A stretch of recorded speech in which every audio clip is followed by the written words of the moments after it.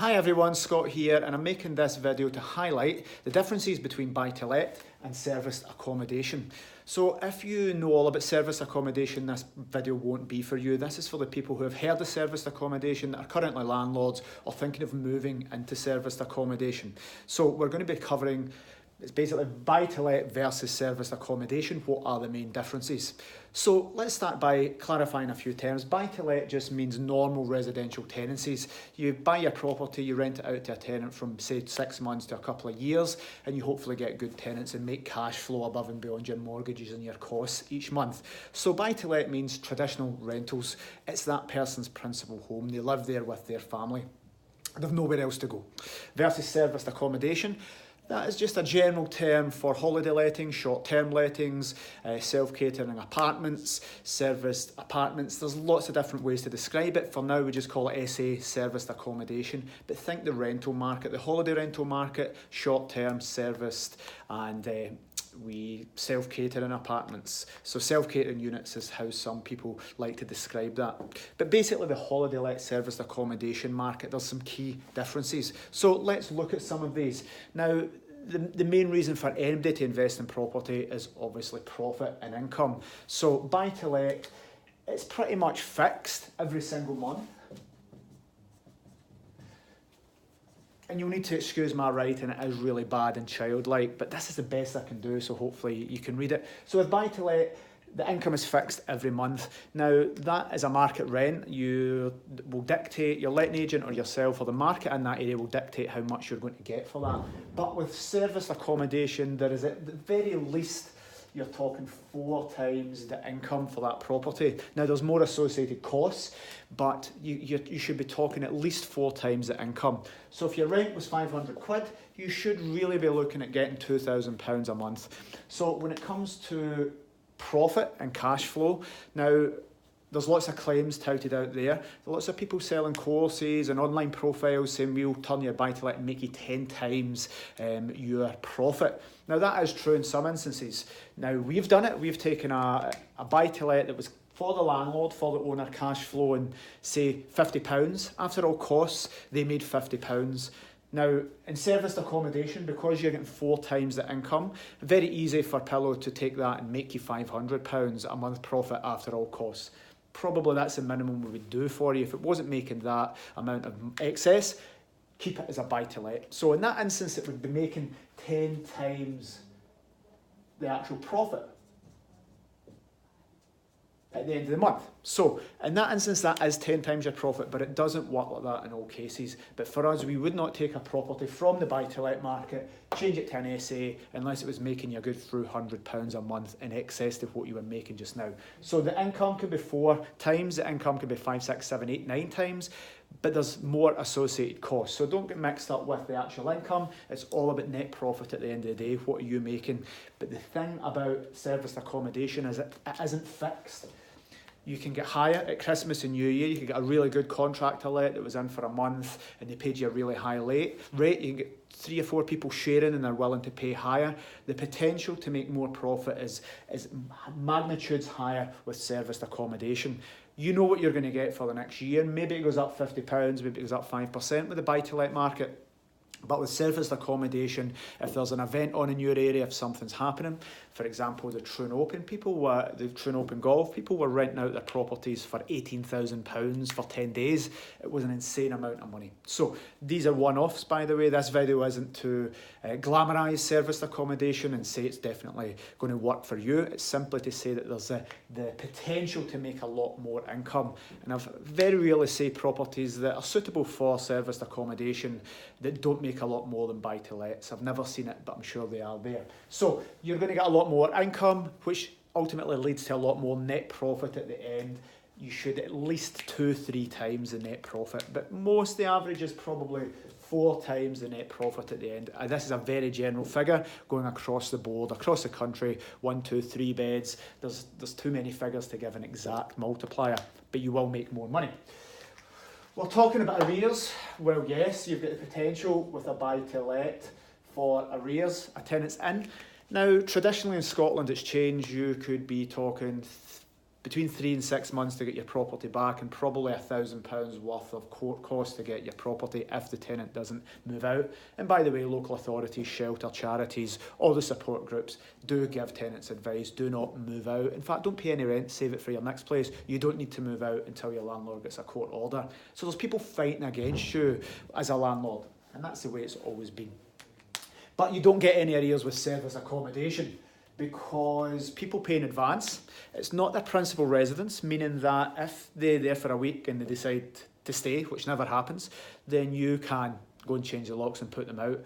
You're not breaking the law. If you changed the locks on a tenant and made them homeless, you would be done for unlawful eviction and in a lot of trouble. You'd probably in Scotland use your landlord registration and you would be up to pay compensation for that tenant. You've made a family homeless, it's serious. But here, people pay in advance.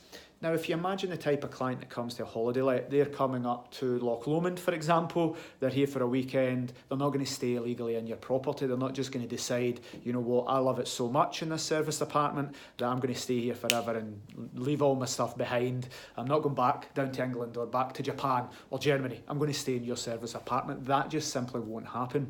And as well, because it's short term, people have work to go to. They generally, you're never going to get a serviced apartment next to where you stay.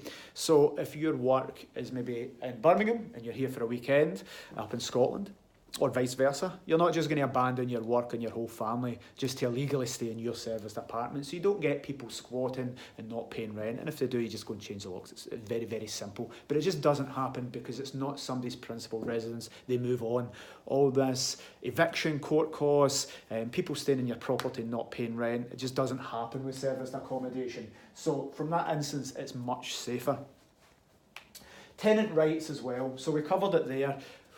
We're talking for buy-to-let, we have tenants, but with SA, we have guests. So you imagine you go into a hotel room and you say to the manager, I'm just not going to pay you any money and I'm going to stay in the hotel room. Not that that would ever happen, but if they did, the manager would just simply get you escorted off the premises, change, your key code wouldn't work, you wouldn't get back into the building, and it's the same with serviced accommodation. You're not going to get guests staying in your property. It's not their principal residence. They don't have any rights of tenure. So it's nice and safe. So having problem tenants, now you might have the odd guest having a party, but they're generally going to be gone. They're not going to be having months and months of antisocial behaviour like in the buy-to-let sector. In the buy-to-let sector, very, very commonly, you will have one aspect of the council, the antisocial behaviour team of the local authority, insisting you evict that bad tenant. They're causing antisocial behaviour. The council are threatening to take your landlord registration away in Scotland. There's consequences if you don't deal with your bad tenants, but that's one half of the council. The homelessness, the housing department of the council are also fighting to keep these people in. They are going to make your life as hard as possible. They don't want to house this problem tenant. So you have two people in the same organisation fighting in different corners. You just don't get that with serviced accommodation. To a degree, they don't have rights. You can't go round and jump into bed with them or start setting stuff their stuff on fire, but you can't actually just go, you can't affect their rights because they're just going to move on anyway. So from that, it's a lot safer. Tax is absolutely amazing. I'm not going to, it's a half an hour video in itself, but what you can, capital allowances, no. You can claim capital allowances on your holiday let serviced accommodation. Now, this is a big, massive topic in itself, but you really need to look into capital allowances. Might never have heard of it as a landlord because it doesn't apply, but if you're operating your same property, so if it is a buy-to-let property and you're switching it to an SA, if you operate that for say 9 months or more and it qualifies under HMRC as a furnished holiday let, then you can claim capital allowances that might just wipe off your profit for up to 3 years. You can put it against your your personal tax return, meaning you don't even pay tax on other income from other buy-to-lets if that is held within you rather than a limited company. So tax, let me just give you my word. Tax is amazing when it comes to serviced accommodation. Flexibility, well, you're very rarely going to stay in your buy-to-let property. So it's always going to be full, hopefully, and you won't want to stay in it. So if you imagine you've got a nice holiday home, I'll use the same example as a buy-to-let property up in Loch Lomond, then it probably wouldn't work as a buy-to-let because it's in the banks of Loch Lomond. But if it did, you can't use it yourself because it's going to have a tenant in place. You can't just say to your tenant, I'd love to spend a weekend, do you mind moving out? But we have a cracking property in Loch Lomond and we have the flexibility of using it. So you can say buy-to-let is 100% investment, but serviced accommodation can be 75% investment and 25% lifestyle, meaning you can buy a property that you want to live in yourself. The Loch Lomond example is perfect. This is Tuesday as I record this. We're going to go up and spend 4 days business planning at the Loch Lomond property. And that means that we just block the calendar out and we can use that literally from here to the end of the room. You're actually in the banks of Loch Lomond. This is something we can use within Pillow. There's lots of different reasons why you would use your own apartment. You can gift it to friends and family. We have a property in Turnberry we give a couple of weeks a month to charity. So there's lots of things you can do, meaning that there's flexibility. You don't just need to buy an investment. You can buy an investment in an area like you like going to. Devon, Cornwall, Aviemore, Loch Lomond. You can buy it where you would like to spend some time. And when you rent it out as serviced accommodation, most people have a holiday home and it sits empty, but you can actually fund it so it doesn't cost anything and you can make £10,000-20,000 on top of that as well. So you get a free holiday home. So flexibility is a massive yes for serviced accommodation. You don't have it with buy-to-let. Now, if we go, the final one is difficulty, because buy-to-lets is easy. We would say that's easy. Get a tenant, they're in for hopefully a couple of years and you deal with repairs, you collect the rent. An agent would do it. It's easy in comparison to serviced accommodation, because if you have a property, a buy-to-let for 2 years, you might have one tenant, probably two at the most. But if you've got a service accommodation unit, you might have 2 guests a week. So you have a lot of cleaning, you have a lot of stock taking to do, putting new toilet paper in, making sure everything's okay. There's hundreds and hundreds of moving parts in a serviced accommodation unit. So I would always say you can do it yourself, but it's very, very time consuming. If it's not close to you, it's going to be time consuming to drive an hour to turn your apartment round, to do the cleaning, to stock up the toilet paper, to do the linen, the laundry. Very, very time consuming. So this is where Pillow comes in. It's why we're making this video. We are a serviced accommodation management company.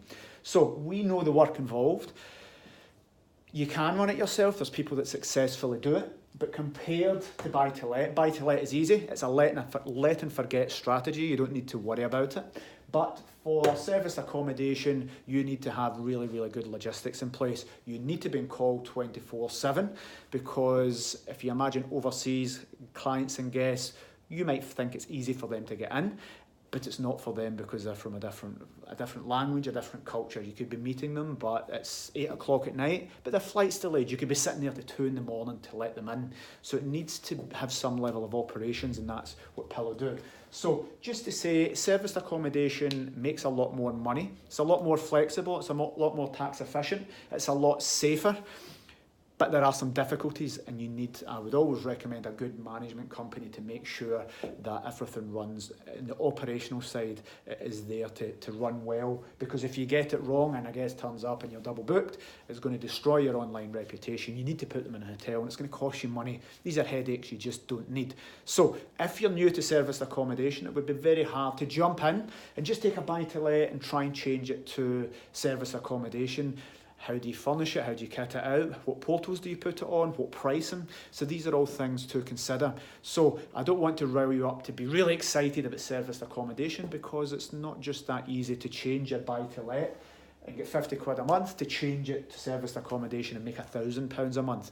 It can be done, but it's not just as easy without experience in the market. So this is just a quick video. Hopefully you can read all my writing. Hopefully you can understand my voice, because I get excited and talk fast. But this is just a very, very quick intro into the differences between buy-to-let and serviced accommodation. If you have any questions after this video, please get in touch. Send me an email, scott@pillowpartners.co.uk, and I'll get back to you as soon as I can. Thanks for watching.